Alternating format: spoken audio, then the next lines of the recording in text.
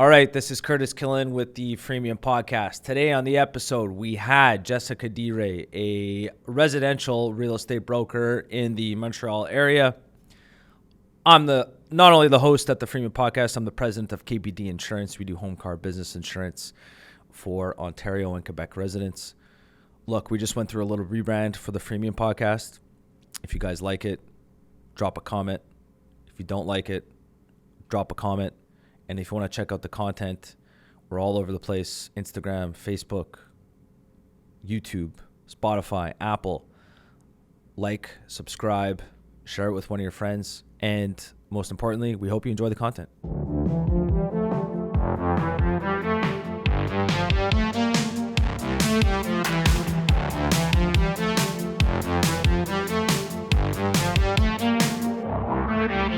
All right, ladies and gentlemen, we're here. We're live at the KBD Insurance headquarters. If you're looking for a home car business insurance in Ontario or Quebec, check us out.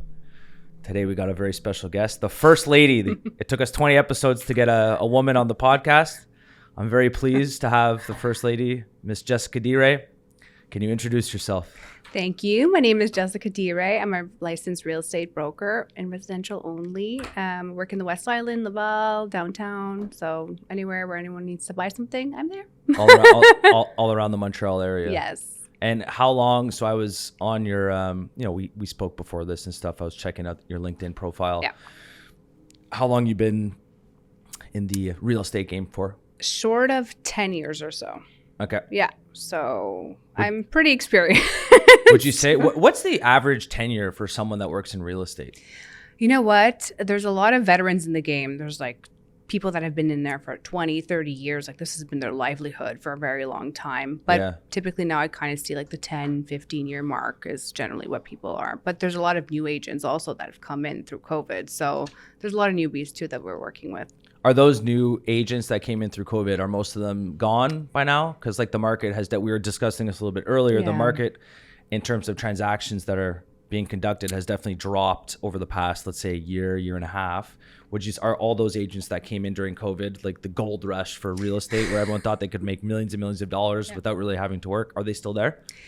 Yes and no. So I think people are still pushing through, hoping like we will get the market that we once had before and we'll gain from it. I do think people have decided to leave and go back to other things. Things have opened up. So there's also other opportunities for them to take a hold of. So I think people did decide to backtrack and go back to different professions. Exactly. So, but some did stay, and I think they're just waiting out to see what they can do with it, or they keep their license. I mean, right now, actually, April is our renewal date for our license. So that's broker. That's every broker has to in April. Okay. Exactly. So I'm curious to see what the numbers are for brokers right now. Interesting. Yeah. How long does it take to learn the game in real estate? We'll stick to residential real estate for today. Commercial real estate is, if I'm understanding correctly, it's not your wheelhouse. You're residential. Yes. So we'll focus on residential insurance today. It's a broad topic. Everyone likes talking about it. And like the joke goes, after hockey, Canada's favorite pastime is to predict what's going to happen to the real estate market. So today, maybe we'll touch on that a little bit later. But yeah, how long does it take to actually take the training wheels off, to kind of like really understand and you know what you're doing? You're like, okay, I can make a living off this. How long did it take you? I was an assistant for 2 years or so before I actually even dove into getting my license. So I didn't have a license before I engaged into the profession. I didn't know whether or not I wanted to stick with it. Yeah. I would say possibly 2 years, 2 full years, 2 to 3 years to really gain traction. And it really depends also on the mentor that you have, the people that you're with, the company you're engaged with, because it really depends on the training you're receiving also, right? So with that, I mean, when I first started, I was able to get a lot of training done. I was hustle and bustle and, to opening doors, doing contracts, and I finally got my license. So thank God I got firsthand knowledge by the person I was working with first. So doing my exam was much easier because I saw it. I was there to witness certain things. So when I did my exam, it was much easier for me. in my class too, when I did my license, things were easier for me to understand because I already knew some of the laws and regulations that we had to You go had through. real life experience already. Exactly. Yeah. I think that always helps too if you're able to kind of help within a certain degree because we do have an ethical practice. It's like an internship. Exactly. Yeah. You can't write contracts, you can't do certain things when you're not really licensed. But I mean, if you have a little toe in the door, then that really helps. And what was the agency that you worked at that you started your career at? I started with Sotheby's International Realty. Okay. Yeah. So correct me if I'm wrong. Sotheby's is whenever I think of Sotheby's, and I think this is their target market as well, it's the big homes, VIP service, white glove. Yes. That's kind of the target market that they're going after? Exactly. It's the higher end type of market. I mean, I did a bit of everything when I was there. Yeah. I don't say no to business, especially like repeating clients. They also have investment properties of course. So I don't say no to that sort of thing. You kind of always want to keep that relationship going. Yeah. But yes, Sotheby's was more of the higher end. So starting off at the higher end price point got me into the game real quick because usually it's the other way around where people start with, starter homes or condos or rentals and then they jump into the luxury later on. But I kind of did the reverse almost. So I gained a lot of knowledge because dealing with a higher end home, I'm not saying the modest home doesn't require the same amount of attention, but there's a lot of other details you have to focus on as well. Like what? Well, you're dealing with a lot of money on certain cases, a lot of emotions too, you've got to be on your A game. You've got to be there for that person. You've got to be, you're playing therapist, babysitter, marketing guru, everything. So you've got to be on the ball. And if there's a question that needs to be answered, it's got to be answered right away. That's something that's very interesting that you say that. So emotions. And again, I've never been in the real estate space. I'm in insurance. Yes. One guy, so saying earlier, again, I listened to this podcast called The Looney Hour and his name's Steve Suretsky. And so he does residential real estate in Vancouver, around that area there. And he was saying, he's like, when it comes to home buyers and transactions, he goes, it's a very emotional buy. So sometimes things that are happening in the market they don't make sense from an actual fundamental standpoint because people are emotional when it comes to buying their house, especially if they have family, if they have kids, if they have, let's say someone died, there's just a lot of, especially if you're an immigrant coming here to the country, it's like you just want to get a house. You want to have your house. You want to have your own house. You want to live in it. You want to raise a family. That's kind of the logic. And so can you speak to that? Would you say that in your experience, is it more whenever you're going through a transaction, is it almost always a more emotional buy as opposed to a strategic buy, I guess we could say? For their principal residence? It goes both ways for buying or selling. It's always an emotional situation. Some people just don't have that emotional aspect towards their home sometimes, especially if it's let's say divorce per se, and they just want to move on with their life. It can either be emotional or just get this done. That's what it is. The hell out of my face. Exactly. Yeah. I just want to move on with the pool boy. And I'm kidding. It's just that's basically what it is. Or it could be very emotional. I actually, without naming names, but I remember selling a house once and like doorknobs are missing, light fixtures are broken. Like it could become a very hostile environment. Wow. So it is a very emotional situation. So there's different aspects, especially if you're inheriting a home and someone's has passed, unfortunately, then that you have to deal with that and the memories that come with the house and what you find, because that's what I'm getting a lot now too. And I'll probably dive deeper into that later. But with COVID, there's been a lot of more deaths, I would say. Yeah. And so a lot of successions are coming up. So a lot of estate sales are happening and people are inquiring about services. So that, I've inherited this home. What do I do? And so on and so forth. So it's emotional there too.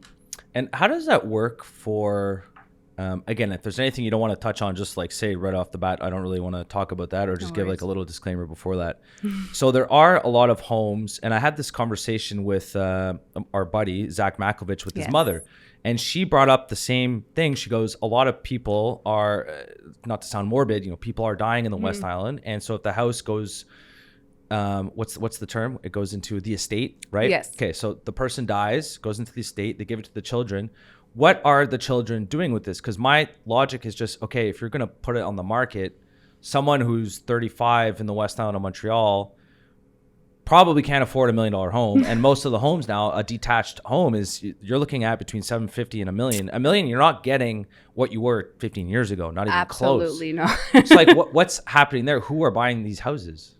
So there are people buying it. The average price point now is that price point. If you want to $1 million? Yeah. If you want to buy, Crazy. the average West Island home, 4 or 5 bedrooms, basement, large pool, big yard, like that's what we're kind of looking at, depending on the location, obviously. Yeah. But there's, like you mentioned, it's easily 750 and higher, right? So yes, there's modest homes under that, but who is affording these homes? People that have a good income and they are able to provide for their family, and that's what they need, right? At the end of the day, people need those bedrooms, that amount of space, right? So they're going to make it work no matter what. They're going to find a way. Is it more locals? Are people moving to the West Island, or is it more locals that are like people that grew up in the West Island of Montreal that are purchasing these houses, or is it more people coming from outside of that area and coming to the West Island to purchase? During COVID or pre-post even, a lot of people from downtown or other surrounding areas were looking for that type of home, right? So and they were taking advantage of the mortgage rate at the time that was super low. So young couples actually too were trying to get into these types of homes as well too. They want to start a family, and this is what it took, right? You needed to go up to a certain price point and do it, right? So a lot of regular families that were probably elsewhere wanting to come back. What I did notice after COVID was people that were off island, let's say Vaudreuil, didn't like the commute anymore. They want to come back to the island. So that's what I've noticed as well too, is people coming back to the island because they don't want to do the commute, especially with hybrid working, which I know you like a lot. What do you mean? I saw those clips there. I saw those clips. I don't mind hybrid. Hybrid's fine. Yes. I don't like permanent work from home. Exactly. Well, neither do I. I mean, you get nothing accomplished necessarily, and paperwork could end up there. Yeah. Depending on where you're at as a company, if you're trying to grow a company, I firmly suggest against it. And maybe in the short term it might work, but permanent 100% work from home. People are people that need to be around, the collaboration. Anyways, people can go listen to other podcasts. I think people know my opinion on this. We'll plug in the last podcast. You mentioned that in. I actually wrote in one of my clips for TikTok, I said that about, I'm okay with hybrid. And my caption was, work from home is a crock of shit. That was my caption. How many haters did you get? Not as many as I thought, actually. Not as many as I thought. Some people, there's a lot of things that are just, it's either... It's like divided on a lot of stuff. Some people go, no, I want to keep working from home. And some people go, no, I want to get back to the office. I get it if you want to have like, we hired 2 people and they're I don't want to say they're old. They're not old, but they're older. So it's like, but I knew what I was getting when they were going to come work at our office. They're not there to grind and sell and sell and all that kind of stuff. That's not what I hired them there for. I hired them to give like the service to our existing clientele, especially the older demographic of our clientele. There's a better connection, stuff like that. So it's a little bit of a slower pace for them. And for them, I'm okay with them working from home. But for someone where it's like, I want to get someone who's going to be business development, it's like, no, you got to be in the office, man. Absolutely. It's like, that's this. I agree. Yeah. So we're on the same page there.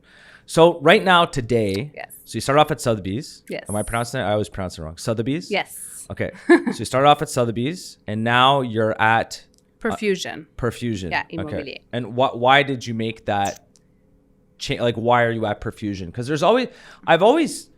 I've asked questions and stuff, and I'm not an expert in it, but there's all these agencies and stuff like that, and I don't fully like. What's an advantage from working from one agency to another? So I did actually 2 switches. So I did Sotheby's for a couple of years. I had a partner eventually, and then he kind of just decided to go into a different route with his family business. So I kind of took the reins there, but I wanted to perhaps shift. And so I went to another company. Berkshire Hathaway actually opened up their offices here in Montreal. I had a question about that after, but go No on, worries. And what I did was I kind of did like a little test for myself. So I was offered an opportunity there. It was a new agency in town, and I work with a lot of financial brokers. A lot of my clients, I do sit down with them and their financial broker to find a plan for them for their portfolio, right? So that's kind of like a service that I offer. And I kind of did a test, a teaser. I asked people, Berkshire Hathaway, how do you feel about that? Because not necessarily people knew Sotheby's. They just knew it as a high-end luxury business, right? And necessarily people would stop me and say like, oh, no, maybe my house is not good enough for you. So I would maybe lose a listing. So I didn't want that to happen. I found that Berkshire Hathaway was kind of like a medium point where people felt good enough to come with me at any price point. So that's why I did the switch. I asked around, people like, oh, Warren Buffett? Yeah. It's not. Well, that's what you think. Warren Buffett, Charlie Munger. That's like the. Exactly. When you mention Berkshire Hathaway, you think about that. Exactly. So when they opened up Berkshire Hathaway Home Services Quebec here, I mean, I believe it's a franchise or whatnot. I'm not sure how it works, but I did a little taste test, I would say, and they were like, oh, gung-ho about it. So I did the switch. But then just certain circumstances, I didn't find like it really matched necessarily at the end, that it didn't really work with my clients. So I just did a switch to Profusion at the end of the day. I got another deal and kind of went there. Got it. And then, I mean, they're still in the luxury game, but they're not ones to say no to the other types of price points as well too, which is what I like. Profusion. And is that Montreal based? Yes, they're in Westmount mostly, but we have a lot of agents here in the West, and I wanted to develop more of the West with them, so that's why I went there. Do you live in the West Island? Yes, I do. Okay. Yeah. Nice. Do you like living in the West Island? Yes, I do. I live in Point St. Charles. I want to move back to the West. Because it's funny you say that. So I was out off island for a bit, and then I realized, I'm like, no, I got to get back in the West. I got to get back in the West. It's just your whole life, for me at least, turns upside down because you have to go according to scheduling against traffic or whatnot. Yeah. So. And traffic's brutal. I mean, wait till the summer. If people, we have some viewers who aren't in Montreal, but everyone knows if you're in Montreal, the construction is absolutely just ridiculous. It's horrendous. I remember this. I don't know why I remember this. I remember being in Sec 1, grade 7, and the teacher back then, so I would have been 12. I'm 34. This is 22 years ago. And I remember the teacher going, in the summer, there's just all these cones everywhere and the construction is really bad. Here we are 22 years later and it's even worse. And I promise you in another 22 years, it's going to be the same, if not worse. Exactly. So it's like, it's going to be perpetual construction here in Montreal. I can go on for days about this crock of shit. It's going to be the word of the day. Crock of shit. But it's true because it does impact I leave early to go meet my clients, but then there's always an unexpected detour, cones. And there's detours to detours. Exactly. Yeah. There's a detour for the detour. I'm going, okay, I'm never just going to make it. Yeah. So it's tough. But it's like same thing for me, like my office in the West Island. It's key. Golf course in the West Island. We have another office like in Ottawa, but think about it, Ottawa from downtown to Ottawa. It's West Island to Ottawa. It's you're saving 25 minutes. The train's closer, and I don't know logistically. I don't know why I'm doing this to myself, but I've hit that point. It's like, okay, Curtis, what are you doing now? Like it's time to go move to the West. I'll save on gas. You'll move back. Move back. It's better. It's a better option. It's more better. It's more better. It's Did more I say better. that? Oh my god. No, you didn't say that. I said that. It's more better. The Italian came out in me. Yeah. So you're at Profusion and Perfusion, excuse me. It's okay. And so what's it like right now? What's the market sentiment? I know this is a vague question, but like what are you seeing right now? So again, like you mentioned earlier, and I think we mentioned the podcast already, transactions are definitely, there are fewer transactions. This is across Canada. I think US as well. Yes. Market, the actual prices though have not really dropped. You could see it a little bit of a drop because some people are now realizing, okay, the market has, gone into a transition. So we need to adjust, but it's not substantial enough to say like, okay, it's really like, let's go full force into this for buyers at least. So, but we still see that when they go on to market shortly after, there's still a price adjustment being made. So that means it's still overpriced. So we're still seeing high prices. So you're not seeing if you're working with a seller and there's buyers, do you work more with buyers or sellers? Both. Okay. Yeah. So let's say you put a house on the market 2 years ago. If you put it at, let's just make an even number, $1 million, most offers, to my understanding, correct me if I'm wrong, most offers made 2 years ago would have been over asking price. Would that be a correct Depends. statement? I mean, depends on the price point, obviously. But yes, like most houses, typically during that COVID area, They're selling for over. asking. And right now they're selling for under? Typically, yes. Mind you, under $500,000, what Yeah. I have been seeing, because I obviously still transact in that price point as well, is multiple offers. Huh. Because Under asking or over or just asking? at asking or just slightly under. Got it. And because people are saying, well, the rents are really high. Yeah. For that amount, I Yeah. could get a mortgage. Yeah. You know, even though the mortgage rate is not what it was maybe 2 years ago, but I mean, I'll still pay that extra and it's mine. But they're forgetting, though, too, and I have to advise my clients appropriately, is don't forget, I don't want you to eat ramen noodles Yeah. for the rest of your life and, you know, have my face on a dartboard. I, you know, want you to live comfortably and Yeah. within your means. Don't forget, you got welcome taxes, you've got municipal Property taxes. Like, there's so many things you have to take in consideration. That's why I have to really guide everyone to make sure they're making the right decision and it fits in their budget. Because they're like, yeah, I could afford this much, but I'm like, can you really? Because Yeah. things could change, even with the economy too. Like Yeah. your job, like, What if you lose your job? you Yeah. know what I mean? It's like you've got to be really certain this is what you want to do. And that's why if you haven't noticed, but there is a lot more buildings that are just for rent. Yes. They're just rental units. Yes. And they're quite expensive, but they've put a lot of amenities. Like I saw your sick golf room before. The golf simulator. The golf simulator. bad, huh? Not bad Not at all. bad, eh? Nice touch. And it's a good golf. It's not like a little shitty golf simulator. This is a real golf. This is a I know where to professional, practice. a professional golf simulator. Like That's awesome. Yeah, I wanted to get a good one, and I'm very happy. I use it myself, and the staff uses it as well. So that was a little concern. I'm like, damn, I don't want to put this in there, and no one uses it, but it gets used For So sure. it's, Okay, good. I'm happy about that. If anything, you just post it online and people can come practice and, you know, collect. I don't want. kidding. I don't want like randoms coming I'm in. Though. kidding. Yeah. It's more for the staff. I know. Good rapport for the staff. That's Yeah. for sure. But okay, so Yeah. you're seeing. I want to stay on this topic. Yeah, a little bit. sorry. This is so rentals. Yes. I spoke to one of my buddies, big developer Yep. here in Montreal, Toronto as well.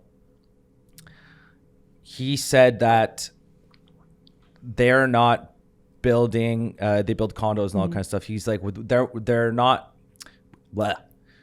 What he said was, he goes, the rental market right now in terms of developing, so building the actual not apartments, so we would call them rental buildings and stuff like that. Condo Yeah. rentals. Like, let's say there's Yeah. a pile of them in Lachine. Let's say you're going to build 100 units. It's Yes. a building and they're all rentals and stuff. Yes. He said the math doesn't check out. So I was like, okay, interesting. But the rental market right now, let's talk in Toronto, the average rental price just hit $3,000. In Montreal, I don't know Not what more. that is, but it's like, what is, I guess my question is this, are you seeing, when I look at the market, what's going on now, I just see, and I talk about this all the time, I see it becoming harder and harder for people to become homeowners. And I think that we're beyond the point of return. And I think there's some people that are never going to be homeowners with the way the market's going here in Canada. And I can get into this later. I don't think the real estate market's going to go down. I think it's going to rip higher for supply and demand issues. Nothing to do with the actual fundamentals. Yep. But I know there's a lot to unpack here. What's, like, with regards to the rental market, like what's going on in the West Island and Montreal? What are you seeing? So with the rental market for these buildings that are solely just rentals, they get rented out like this. Because like you said, people are realizing they just can't afford housing, right? Or people just decide to back out completely during the whole COVID disaster because people would put in their 20th offer on a house and they would still not get it and they lost complete hope. And that's when they were just like, you know, we'll rent for another year and that would extend to another year because then And the market's going to go down and they rent and then, you know what I mean? And yeah. then they just keep renewing and then they realize like their dream is over and then they shift jobs. A lot of what we don't see also is that during COVID or post-COVID, people have decided to switch jobs as well too. Yeah. They're looking for better opportunities or maybe opportunities where they work a little less and can enjoy a little more. It's shifted a lot of people's mindsets. I think that part that what you just said there, that fact is shifting, because I think this work-life balance, there's layoffs happening all across. I mean, like the big ones in the news, you got Facebook, you got or Meta, whatever it's called now. There's a lot of big corporations. It's not just one or two of them. There's dozens. Most of them, the economy is slowing down, and a lot of them are laying people off. So I think this work-life balance, that leisure is kind of going away, because the employers are kind of have a little bit more of the upper hand, are going, if you're not going to be I need this much productivity out of you. If you're not going to hit that, take a hike. You're out of here. But there's also the fact that people think that they want to follow their dreams or passion because they were stuck within four walls for so long, and they realize they hate what they're doing. They're not fulfilled. And they're going to go and pursue something else, which is why we see a lot of content creators out there. So there's a lot of people in the marketing game right now. So that's the reality. People deviated and shifted. It's either they're going to a corporate job, for better perks or whatnot, or they're really going on their own and saying, like, I could do this, I can make it happen, which then again slows down them buying a house. Interesting. I hope they succeed. That's my 2 cents. I can't speak for everyone. It's very weird, like because you look at the employment numbers. The employment numbers are good, to say the least. A lot of people are working, and yet I don't know. I feel like there's just like something. There's something hidden that's going on here. There's like a hidden agenda. I had a guest on once. He made a really good point though too. He said in the employment numbers, he's like, I don't think it's accurately measured. There's a lot of people in the gig economy, so like Uber or that ride sharing, or like eating, delivering, stuff like that. Like DoorDash and stuff like that. Yeah, all that kind of stuff. People, not some of them, quite a few of them, that's their full-time job. Some do it to complement their already existing salary. Exactly. And so he's like, I think there's some stuff hidden there. He's probably right. But it still doesn't,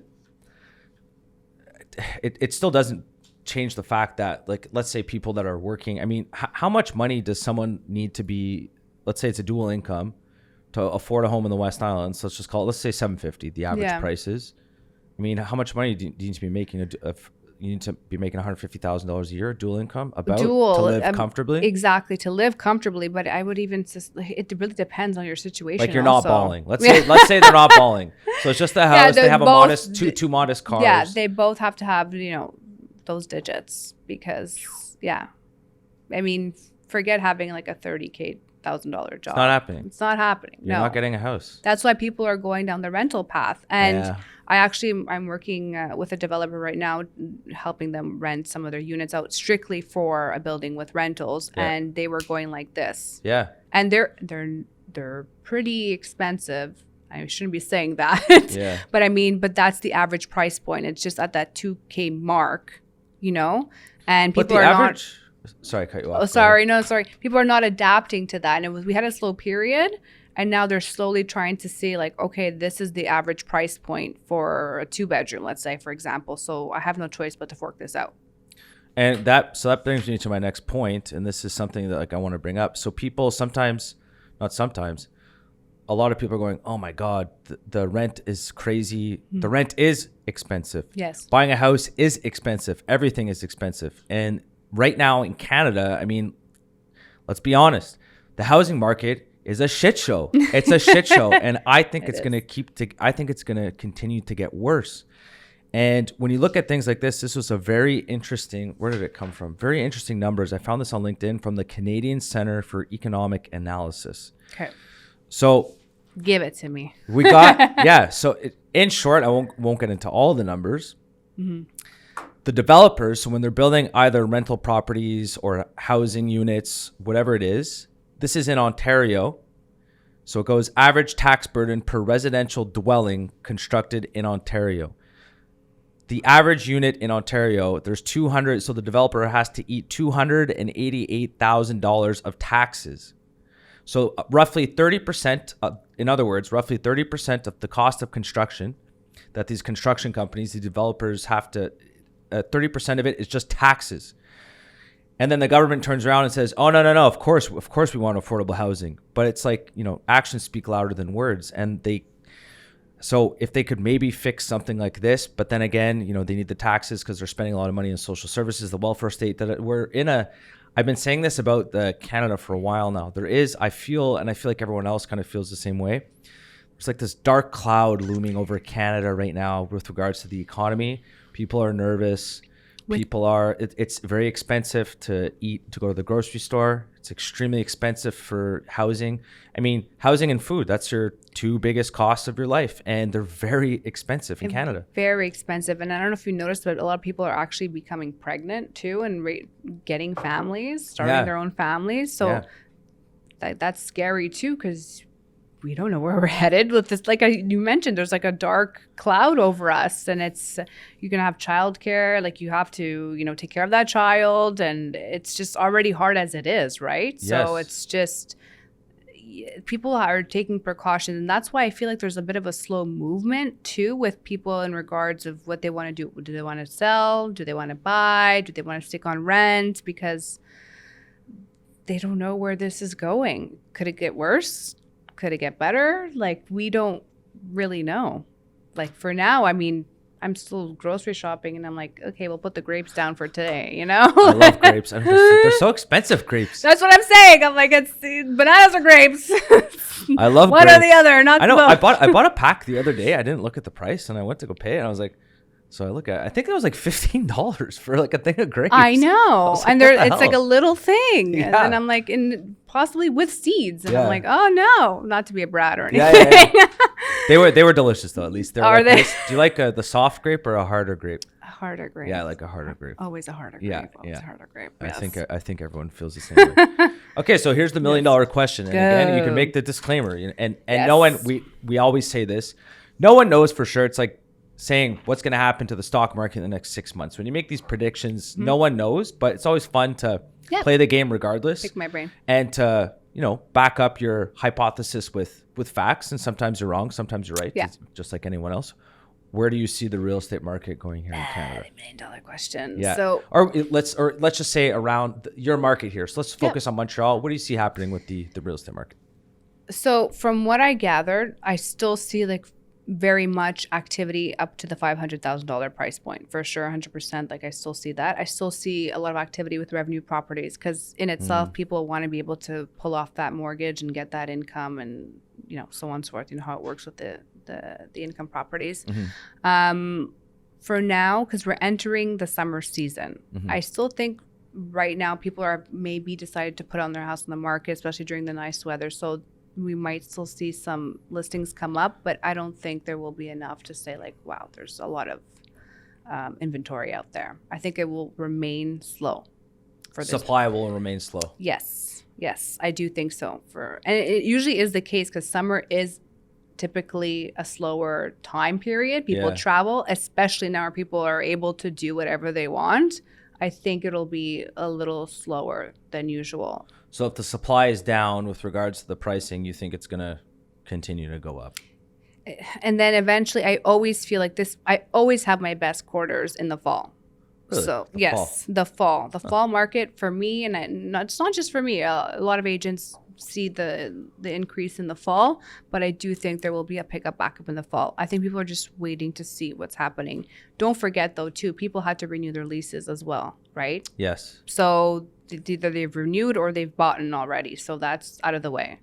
So that's the short-term market prediction. Yes, long-term. Let's go 5 years is too long. Let's say 3 years. Let's go Disclaimer: I don't know. Anything could happen. Trudeau can do whatever. Yeah. So 3 years. Exactly. What do you think and why? I do. So with the foreign buyers ban that's currently in place, it'll probably come out within the 3-year mark that you're asking. I do think it'll go back up, and we'll see not the market go as crazy perhaps as during COVID times, but I think it will just rip.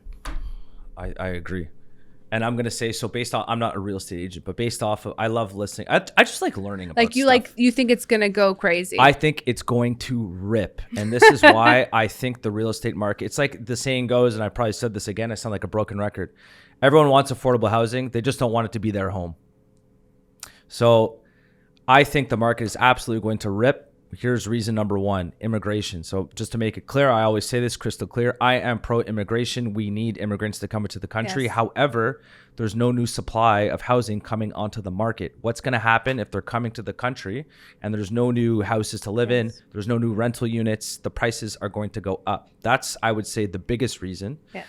I don't see the permit process for getting new supply onto market. I do not see that changing. It's a big bloated bureaucracy so the developers want to build housing, and the numbers, like my friend who I won't mention, but he goes, I would build rental units if the numbers made sense. The numbers don't make sense. I can't make a profit off this. I'm going to continue doing my other stuff here because I can make a profit. If the numbers made sense, AKA if 30% of the cost to build it wasn't in taxes, I'd be doing this. If we had something more reasonable, let's say 15, 20, that's still high compared to other countries, but it's more reasonable than what it is. And then here's another one. So like just another small example. In Ontario, so since the 1970s, the population has increased by roughly 68%. I don't know when in the 1970s. Again, this is a fact from the stat from the Canadian Centre for Economic Analysis. Mm-hmm. Since the 1970s, population up 68%. New housing completions down 23%.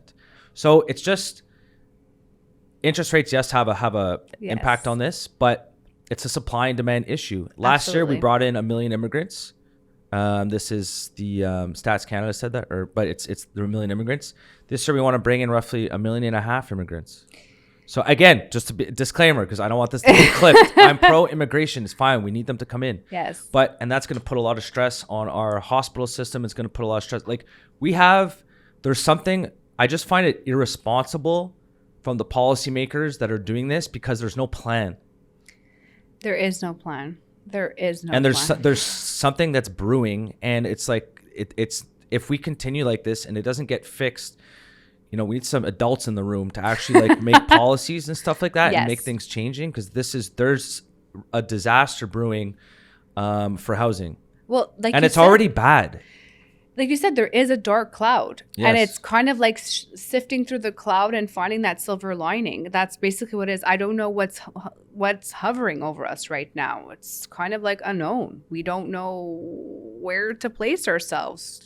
Where's our right footing? That's kind of what's happening right now. And like you said, we need grown adults to come into the room and make some decisions. You know what I mean? Instead of putting bans on languages, but that's a different story altogether.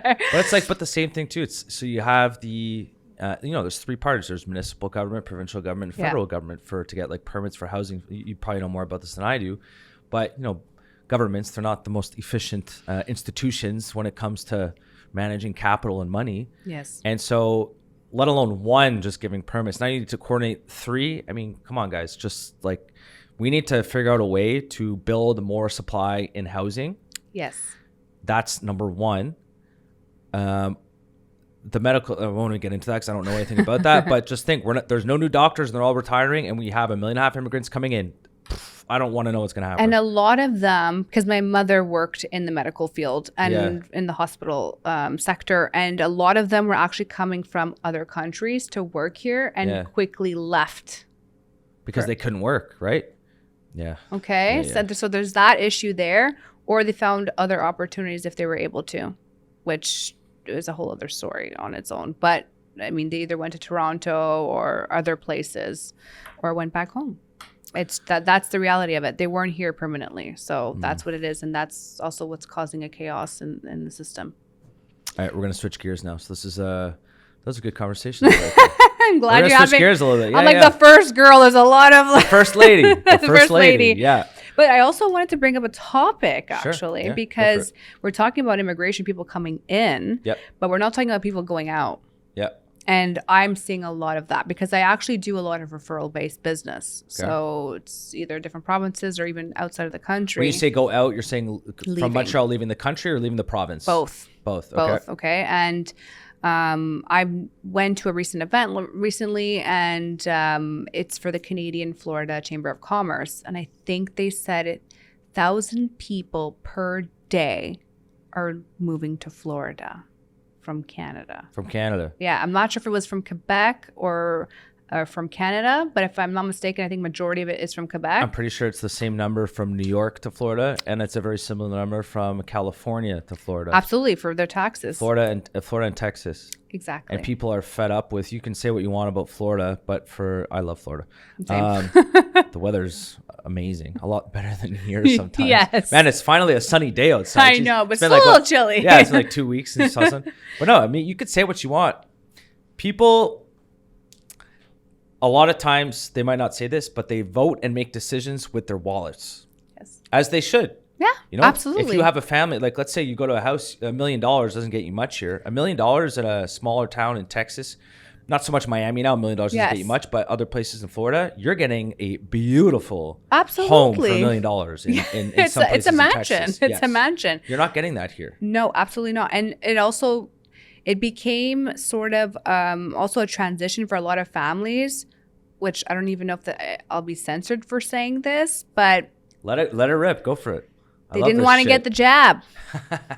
They wanted to protect their family from something that was completely unknown to them. Yeah. Am I totally allowed to say the jab? You could say whatever you want. Yeah, I was next thing you know, I get like a subpoena at my door. No, a lot of people have that. I think people are finally they're thinking straight now with regards to this, and they don't feel as censored anymore about. If you ask 10 people, I bet you 8 out of 10 are going to say the COVID measures that happened here in Quebec and Canada were overkill. I bet you 8, maybe even 9 out of 10. Maybe at the time, because people, it was a very just weird time. Absolutely. I went to Florida. Oh, and you had every right to. I was there I said, I'm not dealing with this. I said, teacher, you guys can stay here, no problem. I said, I'm going to Florida. I went there for 3 months. I said, I'm not dealing with these lockdowns. Well, that was the thing. So a lot of people's perspective had changed during those lockdowns. Yes. And then when you were forced to do something and it's not part of your core value system, a lot of families up and left. And they were like, let's just move. Let's just go there. Yeah. Like that and again, was same thing in New York, same thing in California, same thing. And for when I was down in Tampa for 3 months, and I was speaking to, I don't want to say a lot, but quite a few people from blue states is what it was. And they're like, yeah, I didn't want to get the vaccine. I came here and all lockdowns and all this. Teach their own, man. If the guy wants or the girl wants to leave, I mean, go for it. Leave. We're going down a dark hole. So. I don't want to talk about COVID, but your original point was what? Was that people are leaving Canada or Quebec, even for different provinces, are going, okay, let's go to BC, for example, because there's so many aspects here in Quebec that we have to take in consideration, such as language. People just don't want to do the French language law situation anymore, or there's better opportunities in Toronto for the I just had a friend recently go there because there's better opportunities for law there than there is here. You know where else I heard it's booming? Alberta. All of a sudden back up again. Alberta's like the becoming the Florida of Canada. And I think Alberta is going to be a great place to live. I think there's a transition in federal government happening right now. And I think people realize that oh crap, we have all this energy here that not unfortunately, we need to use this. And the logic is, look, the world needs oil or energy or liquid natural gas one way or another. So it's better for Canada to extract it. We'll be a lot more responsible with regards to the emissions in comparison to a country that's less concerned with global emissions and stuff like that. So it's like, hey, let's just extract the oil here. Absolutely. If we get a government change from the federal government, so it's no secret, the Liberal government, they don't like it. I'm not saying this is right or wrong. Conservative government, they're more pro jobs. If in 2 years there's a shift in government and a new party comes in, so we have all these people going to Alberta. Yes. There's going to be a lot more jobs if the oil spigots open up again. Exactly. I think it could be a really cool place to live in 2 or 3 years. I do a lot of transactions, like I mentioned, with referrals, and I follow a lot of agents from all over, and I see them really killing it. And I'm like, what's going on in Alberta? Yeah. And even for me too, another place I didn't expect to see. I've never had this request before in all 10 years of working in real estate is Nova Scotia. Oh yeah, Nova Scotia. Interesting. I swear to God, it's more people that want to retire. They want to go that way. Really? Nova Scotia. They want to live a comfortable life, because what you can get there, you get a shit ton of land and you're peaceful and you're just eating all that good fish all day long. All the lobster. So I had, I think, 3 requests to get Nova there. Nova Scotia. Like to pick up permanent residence. Ciao. They're out of here. Absolutely. Yes. I had 3 clients that way, sold their home. Yeah, we're in Nova Scotia. I'm like, really? I've never seen this before. And to the point where, I didn't even know anyone. I'm telling you I do referrals basically everywhere, but I was like, really, this is the first time? I wouldn't really know, but I ended up finding the right person. But I'm going, this is a first for me. And then realizing I'm gauging and I'm taking note of all these things, of the habits of people right now, and the clients, they're just like fed up. They're tapped out. And especially with the tax system, they're just like, there's just no way. Yeah. That's a whole other podcast. I feel like that sometimes. Yes, but, so do I. But you know what? The grass is always greener on the other side. And I'm sure, but yeah, sometimes people just go, okay, that's enough. Enough's enough. Yes. I'm out of here. Okay, so go.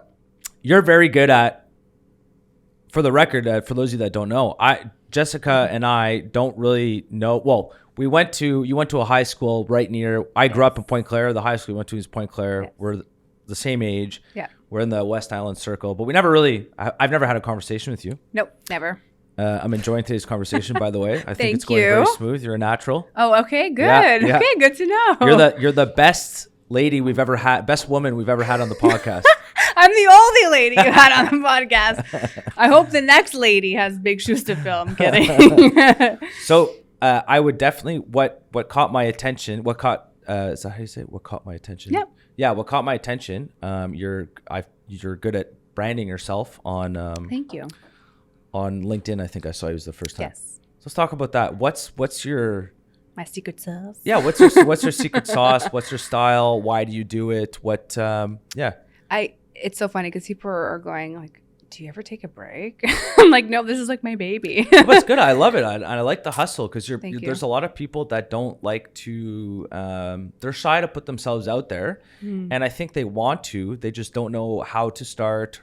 And I think they're afraid of the judgment other people will give them. Yes. So, yes. Yeah. So how do you navigate all these thoughts in your head or feelings? I'll tell you how it happened, because then you'll kind of get a background history of why I put such an emphasis on marketing. When I first entered the game about 10 years ago, I realized no agent was on social media.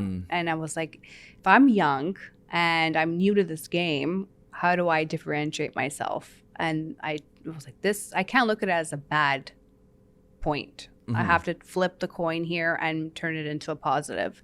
So I use social media, and that's just how organically I built my name for myself, because I was literally one of the first people to be on social media.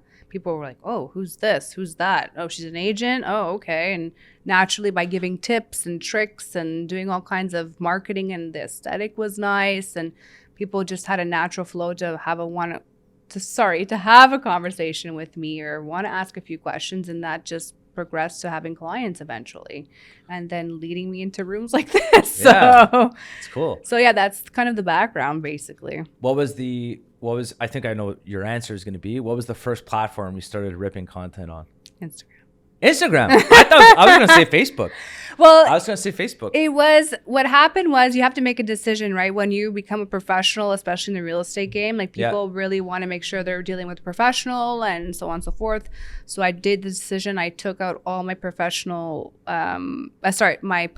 Facebook and Instagram off and started just professional. I mean, I still show a bit of my life here and there because people always want to work with somebody they know, like, and trust, right? Yeah. So that was like a given for me that I have to share. At first, I was very reluctant because I'm very much a private person. I mean, I'm very open, but I'm not here to go and show off my whole life. But I do like sharing a few aspects of my life, and people want to see that, because if you're going to engage with somebody and have them potentially sell your house, or you want to go through the buying process with them, there's got to be a mutual connection, right? Yeah. So I like to share a few things here and there. So it's kind of like, it's very much professional, but almost with a tinge of who I am. How much percentage of the leads or referrals that you get would you say come from, I was going to say today, but it's probably a lot more word of mouth today. At the beginning, when you started off on Instagram, what percentage of the clients you ended up working with would you say came from Instagram? 25%, 10, 20, I think 50? It was more than that. I think I would say like 50 almost. Jeez. Yeah, because I was almost the first one. Like no one really, agents had postings more on Facebook, mind you, Yeah. than Instagram. So Yeah.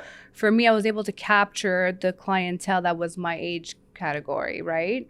And that demographic. So people were asking questions, or even if it wasn't necessarily their house or they were willing to buy, it was more, oh, my parents' house is not selling. Like, would you, if they cancel their contract with their agent, like, could you come in, you know, you're really good at marketing or whatever. So that it was just a natural flow of how things work. It's very much different now because I think every agent has to be on social media. Yeah. And the game has changed quite significantly. So It's changed how? I mean, don't forget, people just didn't really know how to understand online marketing. And that's why I have an online marketing person dedicated to me and always keeping me up to date with the trends. Like for me, algorithm changes, stuff like that. SEO, what I need to do with my website, how to generate leads, all this type of thing. What's the next thing? What's the next platform? It's always changing. It's always changing. I got to be on top of that. I've got to be on top of that. I find it overwhelming sometimes because if you're looking at, because you have the Google algorithm, TikTok algorithm, Facebook algorithm, Instagram algorithm, it's always changing. You think a post is going to slap, doesn't. There's just like, oh my God. And I have been lacking. I mean, my TikTok is like not what it is, or what I want it to be at least. I think they changed the algo because we were just discussing that earlier. Yeah, they did. I was posting it and they're not hitting the marks. It's like I'm getting like between usually my on TikTok 500 and over. I'm like, okay, but I'm getting under 500 views, which I never used to get. There's something going on there. And then we took the same edited video and we're putting it on Instagram Reels. Yes. And they're getting 2,500 and over. From what I understand, it's because I believe Instagram is part of Meta. Yes. So there's a bigger push there. And there's like a whole ordeal with the whole TikTok ban situation. And it might be different next week. Exactly. So that's why I'm always like, I have to keep up to date. It's not even just for me. It's like for my clients too, because most of my clients are like, okay, so where are you posting this? Where are you putting this? Yeah. You know, where's it going? Because the more eyes on the prize, of course, but the better, right? And that's why sometimes usually I'm the person they choose to deal with, is because I'm paying attention to those details online. So when I see the way, because I think you're selling yourself short there a little bit. There are a lot of brokers that use social media for advertising. Yes. Obviously, as they should. I don't know what it is for, like, when I saw your content that you're posting, because you post a lot and it's professionally done. Mm-hmm. It gave me the impression of, like, okay, this woman looks like she's a hustler, which is like not a hustler, like work hard, not like you're gonna rip someone off. A hustler is like this person takes their career seriously. Yes. They're trying to make it. They're trying to make a living, and I respect that. So that's why I reached out. I'm like, she looks like she takes her profession seriously. Thank you. I appreciate that. You're welcome. Sometimes I will admit I have imposter syndrome, so it's good to hear it. Do you know who Ryan Searhant is? Yeah. What's your opinion on him? Oh my God! So it's either you and hate before him. let's preface this with can you just, for the viewers that don't know who he is, can you just explain who this real estate mogul, I guess, I don't know if you want to call him that yet, but I'll let you take it from here. Yes. So Ryan Searhant is one of the top brokers on a show called $1 Million Listing New York, and I don't know how many seasons, or I think there's like 13 or even more than that. And he was like one of the original OGs of the $1 Million Listing New York cast. And basically, he was one of the younger ones, and then just blew up like crazy. And so he's written books, and now he does courses, and now to the point where he's opened his own agency called Searhant, just Searhant. So, and he's one of the top brokers in New York. So that's who he is. And it's my views on him. I watched him since the beginning. I've read his Same. I read his books. Oh yeah, I read his books. Yes, too? I've read his books. I mean, pretty good stories in there, pretty good, lessons to be learned. I mean, he tells you how it is and the downfalls and pitfalls that he's had in his career, which is authentic, which is great. You don't want to hear like all the good stuff. I'm amazing. Exactly. There is a little bit of fluff in there for sure. He's got to sell himself to a certain degree. Of course. But I respect his hustle. I mean, he came from nothing. He was doing like little rentals in, New York, and then he had to. Was he an actor? Yeah, he was he was like a struggling actor, and he was just doing this part time. He was like, maybe one day like I'll get some money out of this. Who knows? And then he just got clients and then catered to them, and that's how we became. I feel like if you're working in a place like the US or like a place like in New York or like a big market like that, and if you're good, so how can I say this? If you're a top 1% real estate person in Montreal versus a top 1% person in New York, that 1% in New York is larger.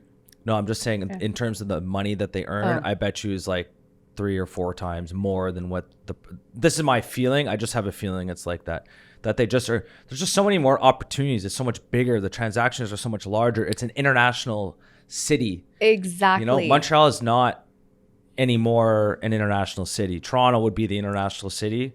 Montreal is on, in my opinion, it's been declining for a while. People still came to Quebec though because it was the most affordable province. Yeah. So people were putting their money here. Yeah. But I mean, I work with or deal with. I'm part of these groups of international agents as well. So that's where we'll dive into that if you want to later. But sure, yeah. The networking aspect of everything. So I know a lot of agents in the US and it's very different than what it is here. And they don't even understand like how we proceed with things here. And it's... Do they make bank? They make bank. But the thing is, what's cool for them is that most agents are licensed in other states as well. Like we're very limited. Like I could go get my Ontario license, no problem. But there's like tests and things like that to do, which they have to do as well too. But it's not uncommon to see. It's common to see an agent down in the States have like 3 licenses, like California, Texas, and whatnot. And they're just easy to get. I have no idea the procedure, but I do know that they do that because their clientele is always moving. Yeah. That's the thing. Americans are like that because it's like, and also because if you think about it too, I mean, you can move more or less around the whole country. Absolutely. In Canada, you because there's nothing it's linear. Go 300 kilometers north. There's nothing. No one lives there. It's too cold. Exactly. So that's the thing with U.S. agents is that they find that as a pro because then they can service their clients and make the full commission versus giving it out. So a lot of them have, dual licenses. Like in New York, Florida. So yeah. Okay. A lot of them do that too. And now to the point where even some agents here I know are trying to get dual licenses like Florida here because of the snowbird situation. So it helps them to fully transact. Obviously, that's a whole other tax implication and visa situation altogether. Yeah. But it's more in the States, it's more common for agents to have that because that's how it is. Whose child is moving here for school and they want to give them a house or a condo or whatever, or who's moving here for work. It's just a simple transaction and they want to be able to get like the full 100% commission. Do you only have your Quebec license right now? Yes. Do you want to get other provinces? I thought like Nova Scotia? Clearly, I think that's like my golden ticket, apparently. Yeah.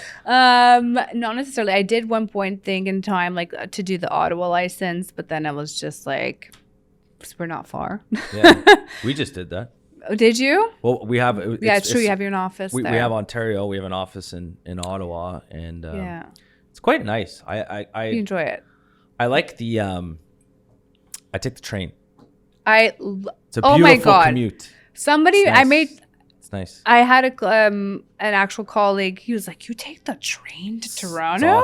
Yeah. Like, well, you can fly. It'll take you like an hour." I said, "I actually enjoy it. It's like 4 hours of peace, and I'm sitting in business class and I'm writing my you can work emails. And it's like a business class. It's like an extra $40-$50 to get a business class versus just a coach. So it's I absolutely love it because then I'm like I'm on a plane for an hour and people are coughing and I know. I feel the same way. So I'm like I'll just take the train. And I have access to everything I need. So and I can take a nap.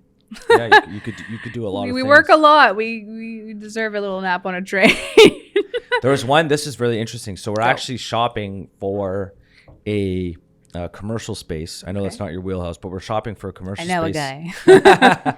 We're shopping for a commercial space right now in Ottawa, eastern parts like Orleans, kind of for people that know. And the prices, they're expensive. And I was very shocked. I'm like, we're in Ottawa. So I was speaking with the agent and she goes, like, why is everything, I thought it might be way less expensive than Montreal. What the hell is this? Yeah. She goes, federal government keeps everything propped up. It's like it's guaranteed lease. They never break a lease. They never default on payment. They never. So as a landlord, it's a dream come true if you have a federal government as your tenant. It's like federal government. The next best tenant would be like a bank. Yes. They probably gets like some major corporations. But even the major corporations, you know, if they want to, it's like, hey, we need to get out of this lease. You know, they throw lawyers at you and they'll figure something out. Yes. So but a government, they don't. It's not their money. They don't really care. Yeah. But so long story short, she was just saying that's why everything's so expensive, and they actually occupy over, I think she said over 50% of the commercial real estate market there. Isn't that insane? Federal government. Wow. Yeah. What? I shouldn't be surprised. I'm not surprised. But it's just from a. But I'm not saying it's wrong or it's right. I'm standpoint, just saying it's like as a landlord there, if you get them as a tenant, I mean, geez, it's well, I had 2 friends that lived in Ottawa, and they were just like, it's insane to buy here. yes, it's very expensive. It's just for residential already. And I'm like, yeah. So they have to go on the outskirts of Ottawa. Or Gatineau. Or Gatineau, but who wants Yeah. Did not say that.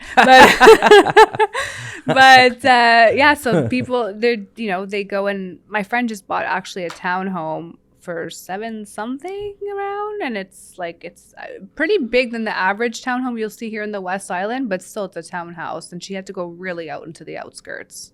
And it's over $700,000. Yes. Yeah. Yes. Yeah. And she's got to like drive into work and sort of thing. Yeah. So it's just. I mean, if you're someone that bought 15 years ago, you're laughing. You're laughing.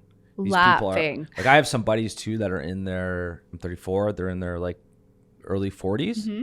So they purchased, I have one guy in Toronto, he purchased a few, his principal residence and 2 or 3 rental properties. He made millions of dollars. Oh, yeah. Just from owning it and selling it. And oh, yeah. Yeah. Oh, yeah. I 100% believe you on that one. Yeah. And I firmly believe, I don't think this mess is going to get sorted out in Canada anytime soon, at least. I firmly believe if people who are going to buy now will experience the same thing in 5 to 10 years. The people that own the real estate, I think we're going to see another massive rip upwards in real estate asset prices in Canada. Could be. Maybe I'm wrong, but that's my prediction. I think they'll make a lot of money because this is the system. Yeah. This is the system. No one wants it to fail. The banks don't want it to fail. That was another interesting point that we said, this guy that I saw on TikTok that I was mentioning earlier. So 1/3 of mortgages now that are renewing, people are entering into a negative amortization period. In other words, they are losing equity in their home. So one guy, he had a 30-year, is it 25-year or 30-year? It depends. You can get 25 or 30, sorry. Yeah, amortization period. He bought somewhere in Toronto, couldn't afford the home, obviously. He's at a 93-year amortization period now. And the guy on TikTok was saying, the bank just became 93 years. The bank just became this guy's landlord. So it's like people talk about, so you have private equity and stuff like that going into the US and they're purchasing homes and they're renting them out. Canada, it's not that much different because the banks, if you own 5% of the home, the bank owns the rest. Mm-hmm. And now you can't even afford to pay the principal on that and you're losing equity in the house. The bank's your landlord. You are on paper, the owner, but in practice, the bank is the landlord. I know. It's crazy. I don't see this changing. I think this is just gonna. It's gonna cause a domino effect. Yeah. It's more and more cases like that are gonna happen for sure, 100%. Yeah. The cost of living is just crazy. Yeah. And again, we're not gonna go back to the whole unemployment thing, but it's just they're trying right now to just keep afloat and keep up to keeping a house. I say, like, sometimes just cut your losses. Yeah. Sell the property and reevaluate what you need to do because I don't want to see anyone in a bad position. But I mean, some people really have that, how do I explain it? That icky feeling of being like, I'm on rent. How could I rent? It's like paying off somebody else's mortgage. But I mean, if you got to take other things into consideration, right? If you can't afford maintenance. I mean, I've seen so many houses where they're like, I want to sell my house. I go take a look and the grass hasn't been cut. They have done nothing over the years to their homes. It doesn't bring any value to the house, especially now in this market. Like we want to talk about the changes in the market. Yeah. I mean, I could have sold your house within 4 days, called it a day, and during COVID, like after COVID. And now it's not the same. Like it's on the market for a while. Yeah. Depending on the price point, like it's not the same thing. Huh. Yeah. There's also the argument to be made that, renting, if you were to actually invest it, no one actually ever does this. There are some people that do this. If you were to rent, keep your costs down, because you mentioned this earlier as well. Owning a house, I own a condo. Yes. I have the condo fees I only have 800 square feet. Listen to these costs. $450 a month just in condo fees. Yep. Get ripped off, and the amenities are shit. I was gonna say, what do The you pool's get been for broken. The rooftop $450? pool, which they sold me on, has been broken for 2 years. I pay. Who's your broker? Got to change. I pay $4,000 a year in property taxes. Okay, so that's like another $350 a month. So now we're at I'm at $800 a month. Yeah, I think I'm trying to follow the math. Yeah. Wait, what's 3,000 divided by 10 divided by 12? So no, sorry, I said 4,000. Anyways, so we're at so 700. Now we're at $800 a month. Just in this brings absolutely nothing. So that's in condo fees and taxes, and then I have the mortgage, so I have to pay the interest on the mortgage. And so, but just think about that, $800. If you were to add on, you can get a nice place in the Sheen right now for, let's say, $1,500 a month, and that's your only cost. That's your only cost. You're not even thinking about anything else. No. Like that's. And if you're to take all the money that you would be spending on your house, and then there's maintenance on a house. Excuse me, forgot about that. Yeah. Maintenance, insurance. Some people, I'm astonished sometimes at some people that they're just like, yeah, I haven't done my roof, and I'm like, there's clearly an issue with your roof. Well, they can't afford it. I won't be able to sell it like that. Unfortunately, you're going to declare it, and then you're going to have to, it causes a big red flag. So before, again, when we could sell houses within 4 days, that wasn't a non-issue. People just take it, But now we have to change that mindset. It's like, what's the biggest thing for someone trying to sell their home that you would give when you're giving advice? What are the important points steps and procedures? To keep in mind when you're trying to sell your house? First of all, I always think upkeep is detrimental, because people are now, if they're going to be spending top dollar, because like we mentioned, the prices haven't gone substantially down, right? Like they're still high as they are. And so if you're going to pay top dollar, the person is really going to analyze and say am I able to afford this? They're taking everything into consideration. So you've got to, make sure that your house is being well looked at and taken care of. And because people are looking at that, they want to make sure it fits the bill.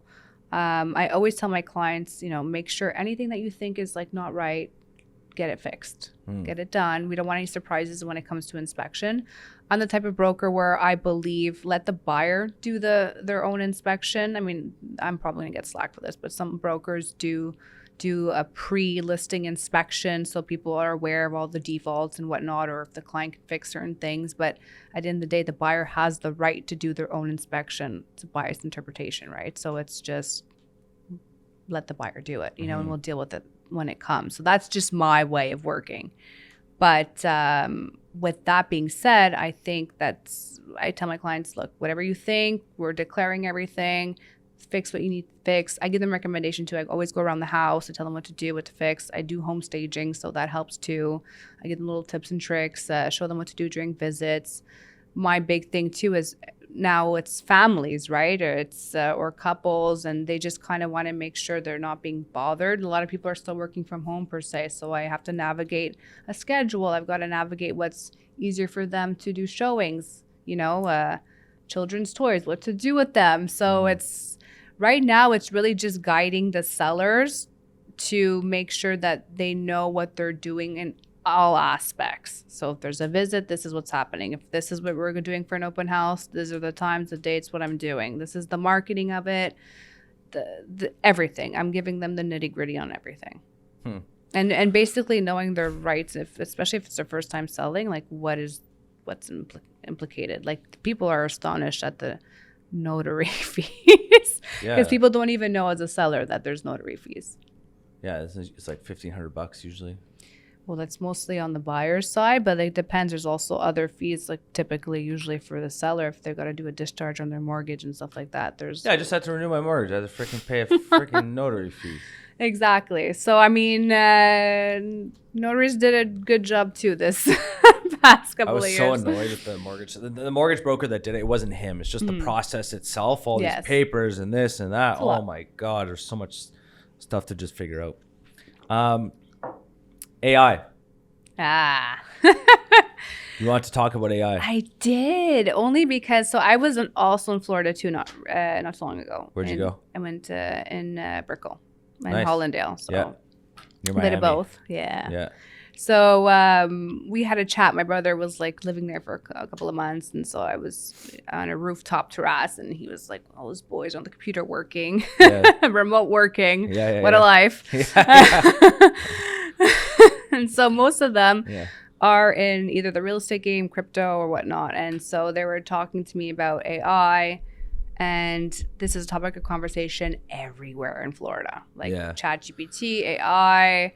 And I was like, I wonder what is going to happen to like the real estate with AI. Like, I don't think necessarily per se people are going to hire a bot to sell their house. No.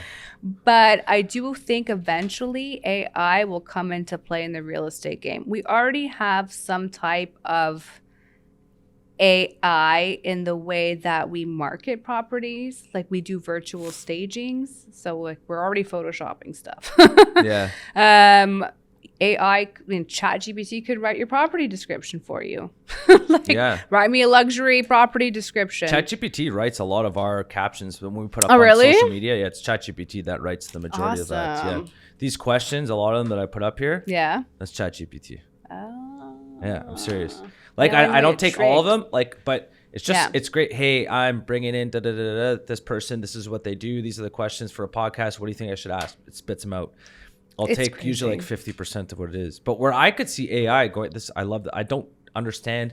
Listen to the All In podcast, so I'm trying to understand more about it. But even them, they're like, I don't know what the hell is going on with this. And someone's like, we need to regulate this. The guy's like, we don't even know what it can do. Like, so I don't know how we're going to regulate this.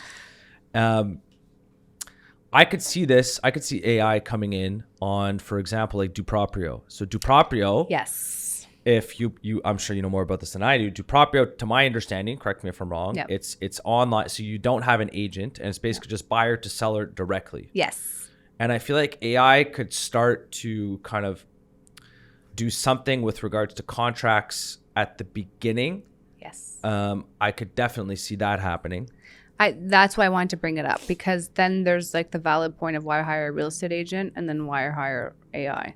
Kind of thing, because I do think that the Duproprio or for sale by owners, which you call FSBOs, is they're probably AI will probably be integrated into that sector. Yeah, because those people already don't want to pay realtor fees. Yeah, right. Yeah. So they're gonna even if there's a small cost associated to having this AI do the work, formulate this document, paperwork, it could probably already do it for you, and then you just gotta negotiate. That's it. Yeah, that's that.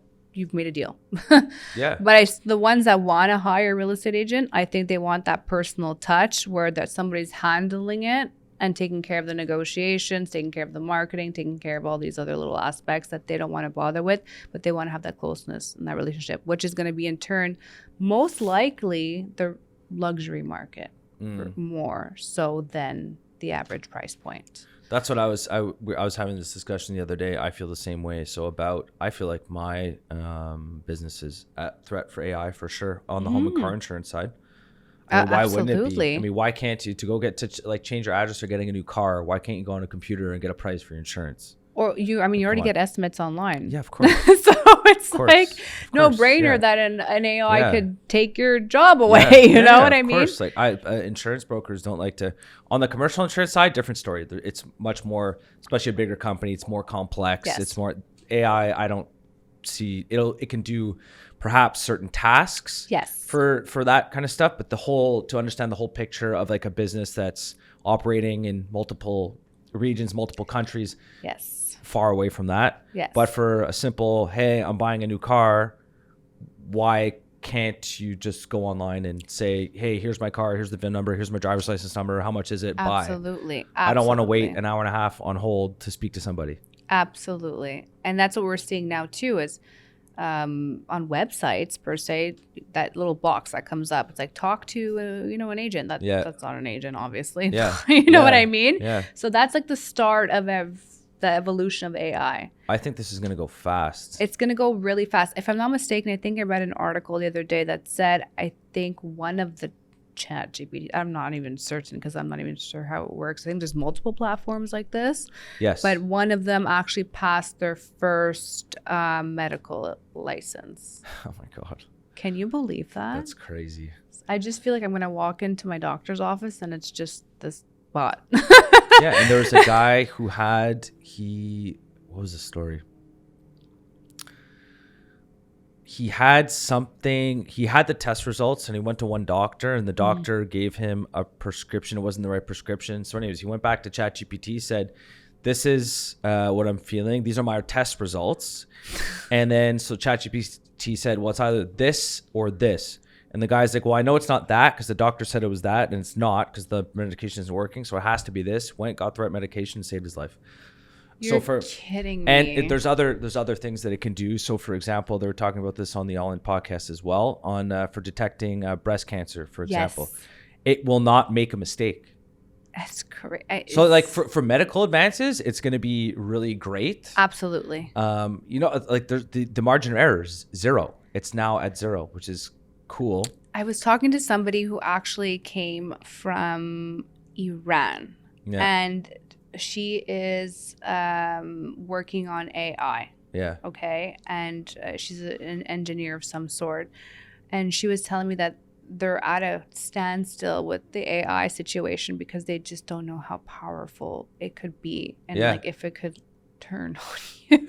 Yeah. Like there's like almost a threat to that because it's super intelligent to the point where you don't know where it could go. So it's kind of scary.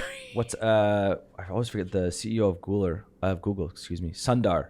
So they're asking him, so the AI, he said this himself, the CEO of Google, he goes, we don't fully understand its capabilities.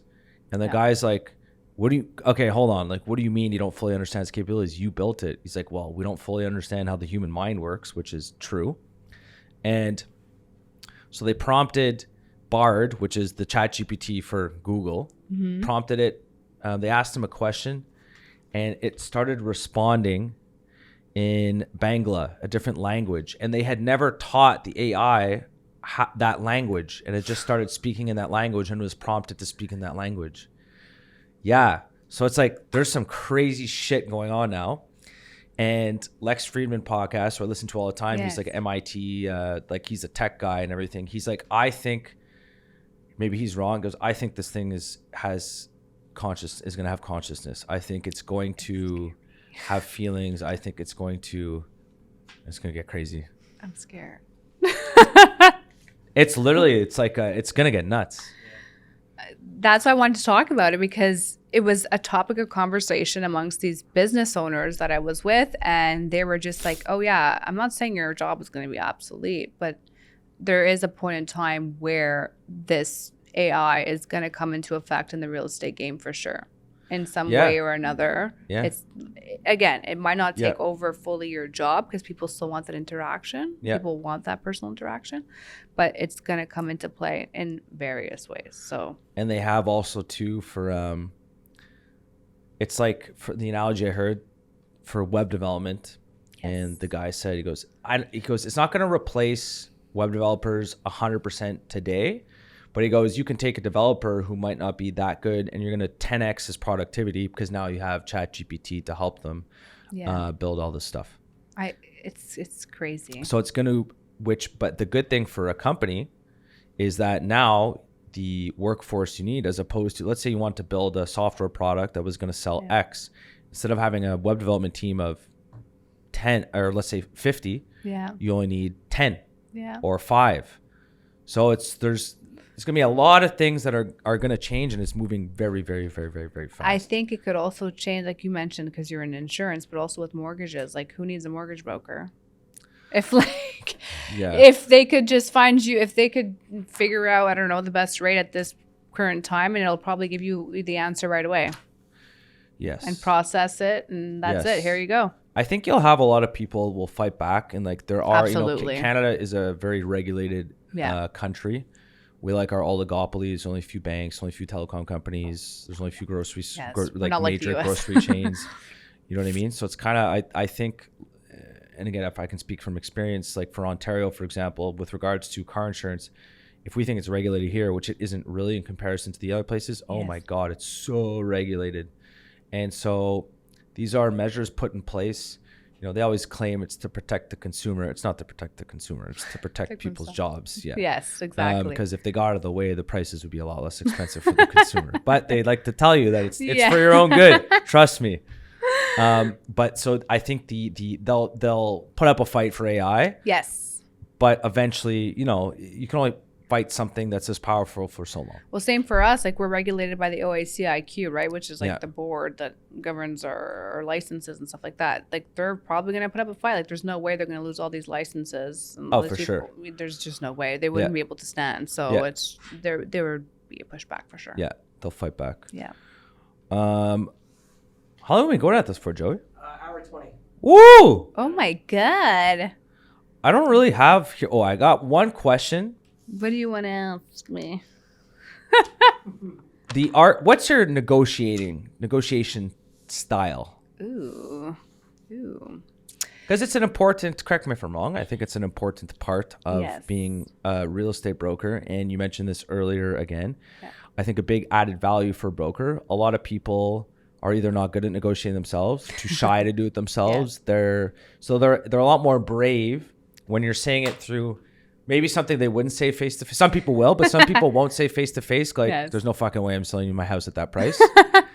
They wouldn't say that face to face. They'll say it to you to say to the other person. Absolutely. But face to face, they probably wouldn't say that. Don't shoot the messenger. Yeah. So what's your style? My negotiation style. So it varies. I'm very much like the person who reads the room. I need to know who my client is. I also need to know a little bit about who the other client is, what their head's at. I kind of like to scope the situation out, because if I know the other person's hostile, and my client's hostile, it's not going to go very well, right? Yeah.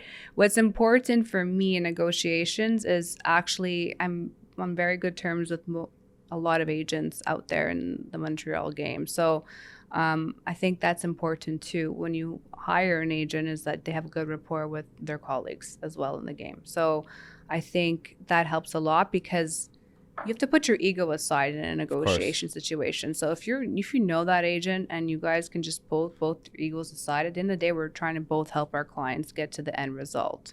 And if we're on good terms and we can communicate efficiently and properly and show our point of views and get to an end result where both parties are happy, that's like a game changer. And I pride myself on that, because you need to have good relationships in real estate, because it does help down the line when it comes to negotiations. So that's kind of like my number one, is to always like put your ego aside and have good rapport with colleagues. That's interesting you say that. And I think that can be carried over into life and a lot of other industries. Relationships are really important. It's not good. Sometimes it's not possible. You might have to burn a bridge from time to time. Absolutely. But the more you try and keep those good relationships, put your ego aside, it's going to benefit you in life. Whether Absolutely. That's like your partner, or a business partner, or this or that. Like, egos get in the way a lot of times. It does. A lot of people. I remember about one transaction, there was just a lot of ego involved on the other side, and I was just like, but I'm trying, but you're not allowing me. There's a wall built, and we're not going to get anywhere if I can't put it out there on what I need to discuss. This transaction is never going to happen. Do you want to help your client or not? Yeah. So you kind of have, and I didn't talk to that person that way, but I'm just going, double think about what you're saying. Just we're here for a common goal. Yeah. And so we got to work together on this. You always have to be a team player. That's basically what it is. Then there's just not the negotiation with that whole scenario of making a transaction happen, but there's also a negotiation between you and your client, which you have to know exactly, like I said, if you be a chameleon, you got to adapt to who your client is and how they're going to react to certain things. So you got to just adapt to that client's personality. And I'll give you a story, for example, too, is I think it was during COVID. I had a client who was, she just had a baby. They were looking for their dream house. I sold their condo. We need to find a place quickly and They were getting aggravated. It was like constantly one house after the other. I think we did like over 30 visits or something. Oh my God, 30? Like, maybe less, but I mean, it was just either people were overbidding like $100,000. It's like, I have to respect, my clients' wishes of their budget, of course. But all this to say, at one point we found a house and I think there was like no offers on it finally. And she goes, okay, let's go eat. I'm starving. Like, let's just discuss this over. We'll write the paperwork together. Like, do you have I said, yeah, I have my documents. Like, let's just go sit down and eat. We were at a picnic table. I don't even know where we were. So there was her husband and the baby and her, and they just start bickering in front of me. And they were like trying to figure out how this house could work for them because they thought, this was the only Italians. We talk with their hands and make things move. But they were so dead set and be like, this is our only opportunity to buy a house. Like, let's just like make this work. And clearly they were not happy with this house. Like this house did not work for them. And I literally took my binder and I just closed it. I'm like, I'm not writing you this offer. And they were like looking at me with deer in headlights. And they're like, what? I'm like, this is clearly not the house for you. And I'm certainly not going to put you in the position where you move in and you hate your life. And she looked at me and she's like, you're absolutely right. We're not buying this house. There was a moment of silence, like either she's going to throw me off this picnic table or, but it ended up very well. And they ended up finding their dream home at the end. So there you go. So it worked out. That negotiation you have to have with your client. And it's also just being candid with them and upfront and saying, hey, I really don't think. Yeah, you have to be honest with the client too, and just say like, listen, by the way, I'm here for your best interest. If I don't think it's your best interest, like walk away. And the same thing after an inspection, for example, if this is too much to handle, walk away or whatever. But I mean, we'll always try to find a common ground. Again, it comes back to the relationship you have with the other broker. Cool. Yeah. What's the if you're comfortable saying this, what's the biggest transaction you've ever been a part of? The biggest and transaction, like in dollar value. Dollar value? I think it was $3 million. $3 million? Yeah, $3 million. Nice. Was that a house in the West Island? I'm not a big baller, but yes, West Island. How much does a house go for, like on the hill in Westmount? Those homes are all $5 million plus, roughly. Oh yeah, there's even like some I think for like 10, 15. Yeah, there's like some that are. Like what's the property tax on something like that every year? Somebody's wage. Like, it's like $100,000 a year. Yeah, like it's somebody's job, basically. Just in tax alone. I'm not very familiar with that part because I don't really work that area. But from the numbers that I've seen, like if I go across some listings and I'm like, it's like 30,000. I could be wrong, but I'm like pretty sure I saw that, and I'm going, that's somebody's like job, Jesus. That's crazy. Somebody's salary for a year, in taxes. So yeah. Jessica, I don't really have I think we've had a good conversation here today. Anything else you want to talk about before? I don't think so. This flowed quite nicely today. Did it? Yeah. As the first lady. Would you have me back again? Absolutely. Really? Yes. I try and get a variety though, so I'm trying to run through. But no, absolutely. Awesome. How do you like the setup? I love it. I was like flabbergasted. Who says flabbergasted? But you actually have a sick setup. I felt like so profesh with this microphone. And thank you. We try and get better. Joey's done a great job, and we have Shamara. We try and get better. If we look at the first episode till today, we've gotten much, much, much better. So we've hit 20 now. Yeah. Is this 19 or 20? This is 19. So we're about 19. To be 20. Yeah. Ooh. It's like the toughest part, to be honest, is just staying consistent and doing it. Consistent for sure. Oh my God. Well, thanks for having me. Thank you very much. And for the viewers, if you guys liked it today, you can check out Jessica D. Ray on what's the best place for people to check you out? Instagram, Facebook, LinkedIn. Instagram, Facebook, LinkedIn. Everywhere. For anything residential real estate here in the province of Quebec, you have a specialty around Montreal. Yes. And if you guys liked today's episode, this is the Freemium Podcast. And if you need home, car, business insurance, check out KBD Insurance. And that's a wrap. Thank you. Thanks.